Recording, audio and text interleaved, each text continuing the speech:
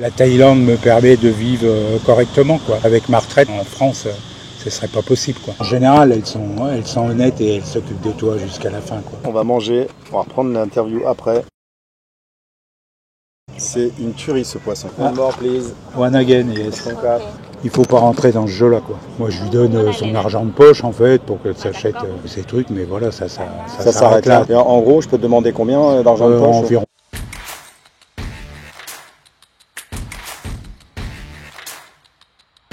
C'est vraiment sympa cet endroit. Hein. Ouais, c'est un endroit. Faut venir plutôt en semaine parce que le week-end, beaucoup de tailles, c'est rempli de. Et il y a beaucoup de monde, quoi. On est servi beaucoup plus lentement, quoi. En tant que retraité, vaut mieux faire les choses en semaine. On a le temps. Ouais, c'est ça, ouais. Tu sais, moi je découvre Chiang Mai justement par rapport à Bangkok. C'est vrai que Bangkok, il y a beaucoup de trafic, tu vois, il y a beaucoup de circulation. Quand tu dois sortir, c'est vraiment long. Alors que Chiang Mai, je suis surpris, alors que c'est une grosse ville, qui est vraiment pas du tout de circulation. Ouais, c'est la deuxième ville de Thaïlande. Si on habite au centre-ville, en 10 minutes, on est sorti de la ville, on est tout de suite à la campagne. Là, par exemple, on est à 10 km du centre-ville de Chiang Mai, quoi. Et on est vraiment à la campagne, il y a la montagne juste à côté. On est à la période de pollution, c'est pour ça que c'est très brumeux, quoi. Mais bon, c'est une période qui dure avril-mai, jusqu'à la tombée de la pluie, quoi. Une fois que la pluie est tombée, les feux s'éteignent, quoi, naturellement. Mais là, d'après toi, la brume qu'on voit, c'est la pollution. Ouais, c'est la pollution. C'est les feux. Ce qu'on appelle les brûlis. C'est les brûlis, mais ça vient pas que de la Thaïlande, ça vient aussi du Myanmar et du Laos, qui brûlent beaucoup, parce que ici c'est un peu réglementé, mais là-bas pas du tout, quoi. Ça commence en mars, je crois, hein, fin février, début mars. Ouais, voilà, c'est ça, ouais. C'est des périodes qu'il faut éviter de venir à Chiang Mai. S'il y en a qui sont sensibles et tout, mais je suis là depuis 2021, j'ai jamais eu de problème, quoi. Et en fait, dernièrement, il y a eu des orages, donc la pollution est tout de suite tombée puisque les feux sont éteints. Donc là, ça fait 4-5 jours qu'il n'a pas plu, donc ça redémarre et rallume les feux, quoi. Donc l'année dernière, on a eu beaucoup de pollution parce qu'en fait, il a commencé à pleuvoir qu'au mois de juin. Alors que cette année, on a eu déjà des orages, donc on n'a pas trop de pollution cette année. Moins que l'année dernière. L'année dernière, il m'arrivait de sortir à 8h du matin, mais ça fait comme en France, tu avais du brouillard au ras de la route et tout. Hein. Alors que c'est pas du brouillard, c'est de la pollution. Et c'est de la pollution, exactement. Pourquoi tu as choisi Chiang Mai ? Parce que j'ai des amis à Chiang Mai. J'ai fait 3 mois à Hua Hin, mais on est revenu à Chiang Mai parce que déjà au niveau des tarifs, la vie est moins chère quand même sur Chiang Mai. Hein. C'est une des villes les moins chères de Thaïlande, quoi. Hein. Je parle pas de Isan, l'est de la Thaïlande, où là vraiment c'est quand même une région plus pauvre. Mais ici, quand même, les tarifs sont beaucoup plus intéressants que sur Hua Hin, Bangkok, Phuket, j'en parle pas. Voilà, quoi. Pattaya, c'est pas trop cher. Ouais, tu connais, c'est raisonnable. Pattaya, c'est pas trop cher, c'est raisonnable. Ce qui manque, effectivement, on est un peu loin de la mer. Alors de temps en temps, ça manque. Voilà. Ouais, mais on y est vite, on prend l'avion, on y est vite. Oui, voilà, après, il faut avoir les moyens de prendre l'avion et tout, effectivement, il y a des directs, Hua Hin, Chiang Mai, mais bon, ça coûte un peu, quoi. Hein. J'avais regardé, oui, c'était... alors, vaut mieux passer par Bangkok, en fait. Tu payes beaucoup moins cher, mais tu mets un peu plus de temps. Mais en fait, le mieux, c'est effectivement de passer par Bangkok, parce que Chiang Mai-Bangkok, on a des allers-retours à 2000 bahts. 2000 bahts, ça fait 55 euros. Et derrière, le mieux, c'est de prendre un minibus pour nous emmener à la mer, à Hua Hin, qui coûte 200 bahts par personne, quoi. 5 euros, quoi. Voilà, exactement. Donc pour 60 euros, tu es au bord de la mer et ça te prend une demi-journée. Voilà. Un peu plus, allez, un petit peu plus. Tu loues une maison, c'est ça ? Je loue une maison, 3 chambres, salle à manger, salon. D'accord. Et tu cuisine, 10 000 bahts, donc ça fait 270 euros à peu près. D'accord, ok. Voilà, après il faut rajouter quand même l'eau, l'électricité. Bon, l'électricité c'est 100 bahts. Et alors, l'eau c'est 100 bahts à peu près par mois. Et l'électricité, là on est en période où on met beaucoup la clim, faut compter 1600 bahts à peu près. par mois. Ça fait une cinquantaine d'euros. Voilà. Et en période fraîche, payer 500 bahts d'électricité, quoi. Ça fait 15-12 euros d'électricité, quoi. Donc c'est moins cher qu'en France. Ah mais carrément. Carrément. Vu qu'on est dans le budget, souvent c'est vrai qu'il y a quelque chose qui intéresse énormément les personnes qui viennent vivre ici, notamment les retraités. T'es retraité, tu as quel âge? Moi je suis retraité, je vais avoir 69 ans. Ok. Voilà, donc bon. T'as pris une assurance ici? Pas encore. Pas encore. Justement, je voulais en parler avec toi parce que je sais que tu es un peu branché sur les assurances. Bon, j'ai pris beaucoup de renseignements. Voilà, je pense qu'aux alentours de 5000 bahts, on arrive à s'assurer correctement, quoi. Je sais pas ce que tu en penses, mais... Bah moi, c'est ce que je paye. Ouais. J'ai 20 ans de moins. Oui. Voilà. Donc, c'est à peu près ce que... C'est à peu près... Après, ça dépend le niveau de couverture qu'on veut. Exactement. Voilà. En fait, tu peux pas donner un tarif parce que ça dépend le montant que tu prends. Voilà. Moi, par exemple, j'ai pris 400 000 euros par an de soins au cas où j'ai un grave accident, au cas où j'ai une grave maladie. Donc, c'est énorme. Oui, bah, en fait, ça équivaut à une opération à cœur ouvert ici. Donc, tu vois, c'est le pire, la plus chère des opérations, ça serait ça. Oui, je prendrais pas ça, toi. S'il faut mourir à cœur, laissez-moi crever. Ah non, j'ai pas envie de voir ça. Et puis bon, bah, après, j'ai toujours la possibilité, moi, de rentrer en France ou en Nouvelle-Calédonie. Moi, je suis couvert, hein, je paye une sécu et tout. D'accord, d'accord. Donc, c'est au cas où tu as envie de rester ici, surtout tu as un accident et que voilà, tu as un accident, tu n'as pas envie de rentrer en France, tu peux te faire opérer ici à 25 000 euros. Voilà, tu peux te casser une jambe, un bras, même s'il faut opérer un petit peu. Voilà, c'est plus, pour ça. Ouais. Moi, si j'ai besoin d'aller voir un médecin juste comme ça, bah, je vais payer. Les visites, c'est 1000 bahts, un dentiste, c'est 1000-2000 bahts. Je ne vais pas prendre une assurance pour ça, quoi. Et au niveau du budget, donc tu fais quoi? Parce que donc tu manges chez toi, tu manges au resto, tu fais les deux?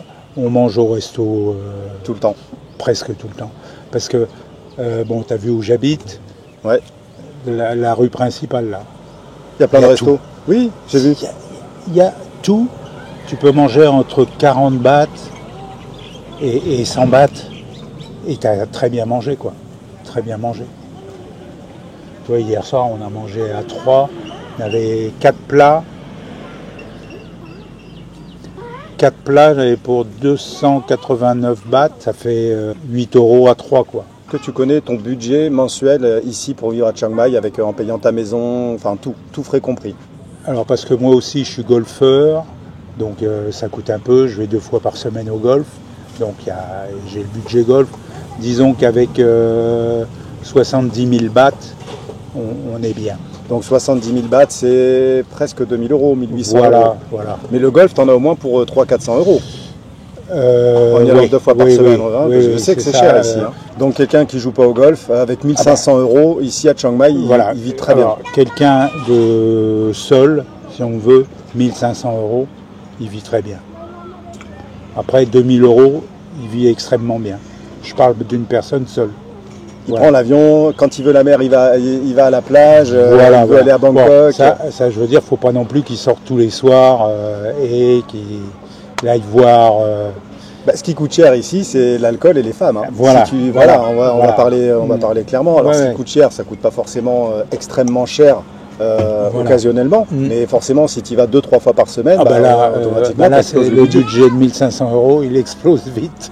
Mais moi, je m'en tiens à manger beaucoup thaï, parce que de toute façon, c'est très bon. Et il y a des restos qui proposent de la cuisine française où je vais 1 ou 2 fois par semaine. Et pour 150 bahts, on mange très très bien, quoi. On sort un peu de la cuisine thaï, on revient un peu aux origines de la cuisine française, mais bon, c'est très bien. Puis il y a pas mal de restos thaï maintenant qui font un peu de cuisine française. Je connais dans le centre de Chiang Mai, il y a des trucs super où on mange des steaks, machin. Tu me donneras les adresses parce que comme ça j'irai les tester, les goûter, puis je ferai des vidéos pour les abonnés. Ouais, voilà. Non, à Chiang Mai, il y a vraiment tout. C'est une grande ville qui offre tout ce que peut offrir Bangkok, mais à taille humaine, on va dire. Parce que moi, j'ai fait 45 ans de Paris. Bangkok, j'en veux pas. J'en veux plus du tout. les grandes villes. Je fuis Bangkok. À Chiang Mai, il y a un peu de circulation entre 16h et 18h. Et après, à partir de 18h30, on circule dans la ville vraiment sans problème. Et au niveau donc sentimental, donc tu es en couple, Je suis en c'est ça? couple. Avec donc une Thaïlandaise. Avec une Thaïlandaise, voilà. Ça fait combien de temps que vous êtes ensemble? Eh ben, depuis 2019, on a eu la coupure Covid. Mais en fait... Comment vous êtes rencontrés? Tiens, allez, je veux savoir. Sur Internet. Ok. En ligne, quoi, voilà. En ligne, on a correspondu pendant 3 mois. Et puis après, je suis venu en Thaïlande. On s'est vu, on ne sait plus.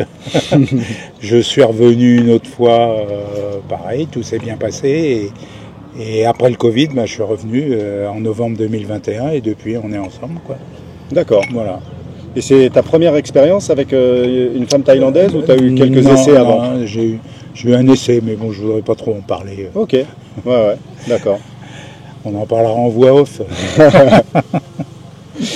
Donc ça fait maintenant 4 ans alors depuis 2019, vraiment, en fait, parce que... Ouais, 5-6 ans, quoi. Ouais. Mais l'écart d'âge, ça, elle a souvent, 47 ans, elle a 47 ans. Elle a 47 ans, tu as 69 ans, 22 ans d'écart. Voilà. C'est à peu près... la norme, on dit ici, entre 15 et 20 ans, il n'y a pas trop de problème, quoi. Bien sûr, ouais. Voilà. Puis tu es en forme, tu es sportif. Voilà, on va dire ça. J'essaye de rester au mieux de ma forme, quoi. Le golf, ça maintient aussi. Ouais. D'ailleurs, on est assis là, le cul par terre, donc l'endroit il est très bien, mais c'est on a mal au... un peu, mais bon, ça va là, ça va. Alors tu sais, souvent j'ai les commentaires qui parlent justement des femmes thaïlandaises et beaucoup vont dire que tu es obligé d'entretenir, de la payer, elle de payer la famille. Il y a certaines femmes qui réclament beaucoup de sommes d'argent. Non mais ça c'est vrai, ça existe. Il faut pas rentrer dans ce jeu-là, quoi. D'accord. Voilà, il faut pas rentrer dans ce jeu-là. Et en ce qui te concerne, toi, comment ça se passe bien? Oui, ça se passe bien.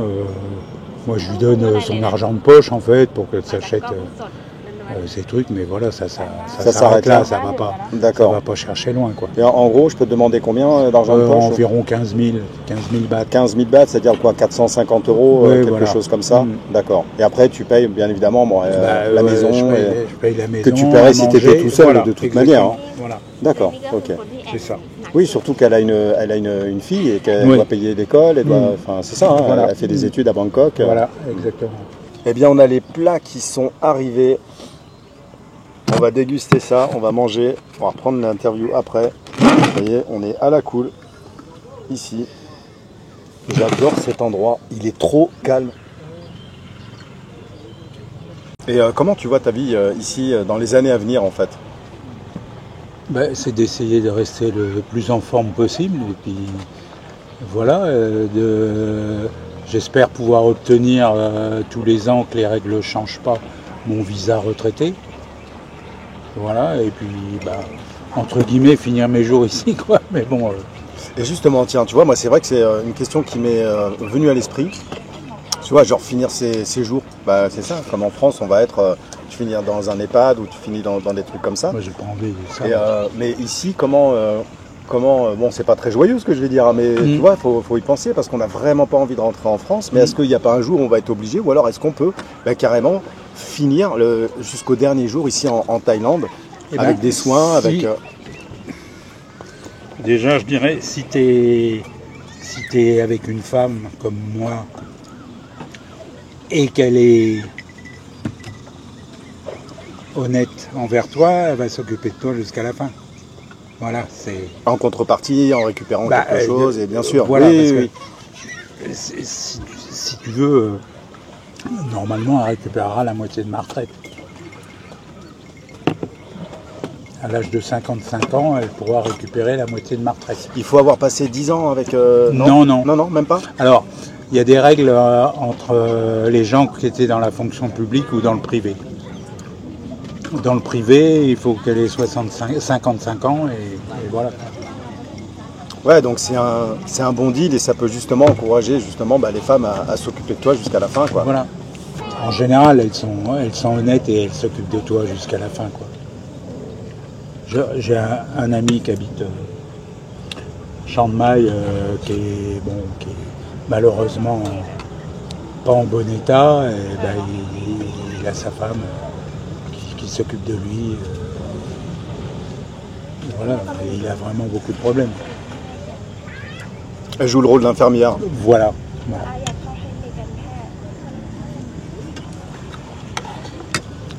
Elles sont très, comme on dit, take care, tu vois. Elles sont pas toutes vénales. Donc, ce qu'elles veulent, c'est avoir un petit peu d'argent, pouvoir manger, voilà. Ben, une sécurité, ce qui est tout à fait normal. Une sécurité, voilà.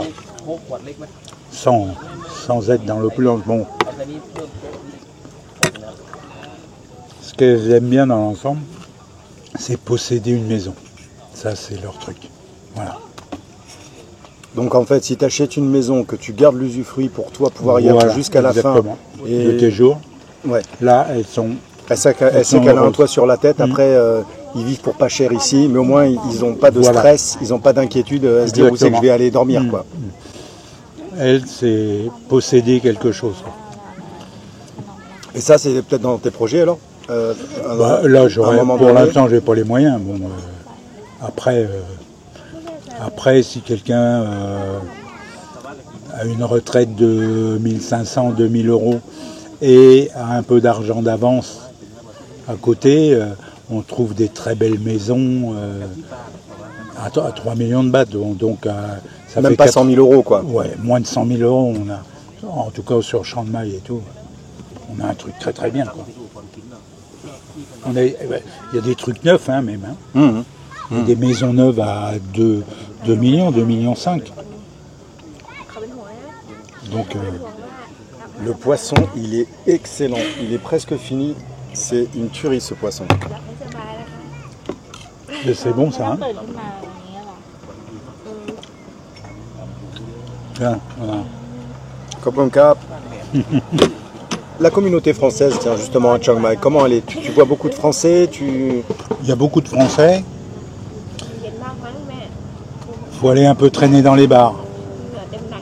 Voilà. Il y a des bars français. Donc et là, ça boit des coups. Voilà, c'est l'ambiance, quoi. C'est l'ambiance, c'est pas ce que tu recherches, quoi. Bon, ça m'arrive de y aller, on discute, c'est sympa. J'ai des amis golfeurs français, mais qui fréquentent pas ce genre d'endroit. Voilà. Et donc justement, là, ta routine quotidienne ici, ton rythme de vie? Il est plutôt tranquille, hein, un retraité posé, voilà, des petites sorties comme ça dans la journée, des balades en montagne, aller voir les temples, tu vois, c'est un peu ça, quoi, visiter. Il y a tellement de choses à visiter autour de Chiang Mai. Tu fais de la moto? Enfin, ou du scooter, tu vois, ouais. Oui, je suis un motard à la base. Mon premier véhicule, c'était une moto, non, un vélo à Paris. J'avais 10 ans. Je faisais du vélo dans Paris, après de la mobilette, de la moto, tout ça pendant 45 ans autour de Paris, quoi. Et là, ici, je sais que j'ai entendu parler il y a le triangle d'or à faire. Ouais, le triangle d'or à faire, qui est à 220 km au nord de Chiang Mai, qui est la limite du Myanmar, anciennement Birmanie, et du Laos. Donc c'est la frontière, et il y a le Mekong qui comment dirais-je, qui coupe tout ça, quoi. D'accord. On voit vraiment le triangle des 3 pays. Voilà, donc c'est pas loin d'ici. Bon, après, c'est un endroit un peu mythique. C'était le triangle d'or, c'était le passage des drogues et tout ça, quoi. La route de l'opium, c'est ça, hein. Voilà, c'est exactement ça.